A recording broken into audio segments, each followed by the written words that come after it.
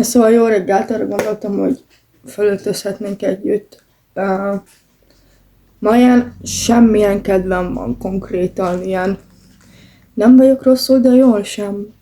Viszont, sorry a hangomért, szerintem meg fogok tenni. Ma, nem tudom, valami jó szettet képzeltem el, mert megyek találkozni unokatesómmal, utána hazajövök egy kicsit, és utána megyek be a bátyámhoz a városba, és nem láttam már tök régen, szóval,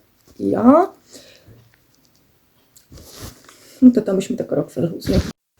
Mivel hideg van, arra gondoltam, hogy ezt a szoknyát húzzuk föl, és elzöltözünk hozzá. És hogy azért ne fagyjunk teljesen kínhalált, mi van?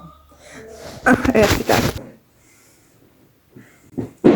Először is húzunk egy sima, vékony pulcsit, és ezt fölé fogunk húzni egy világos kéket, ami nekem fura lesz, mert nem hordok az utcán legalábbis világos ruhákat, maximum nyáron néha, de nem baj, és ezt mindjárt így bestylingoljuk.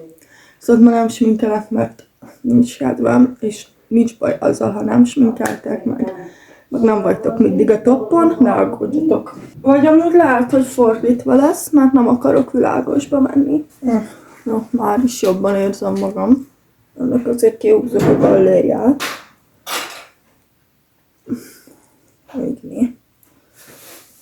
Most úgy érzem magam, mint valami japán diáklány. De ezen még valamit kell stylingolni, mert ez így borzalmas. Mindjárt mutatom a végeredményt. Szóval ez a mai outfit. Úgy érzem magam, mint egy japán anime kislány, aki megy suliba.